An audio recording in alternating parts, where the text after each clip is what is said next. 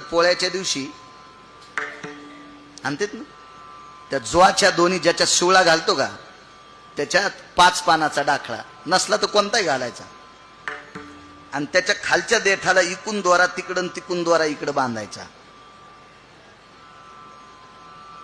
पोळ्याच्या दिवशी चिखलाची बैल करायची पद्धत आहे. म्हणजे त्या अमावस्याच्या दिवशी केलेल्या बैला चिखलामध्ये एवढं सत्व असतंय. तो बैल पूजा करायची, तो करीच्या दिवशी तसाच ठेवायचा. करीच्या दुसऱ्या दिवशी ते बैल उचलायचे, कोनाड्यात देवळीत ठेवून द्यायचे. ते आपण मग त्या वाळतात.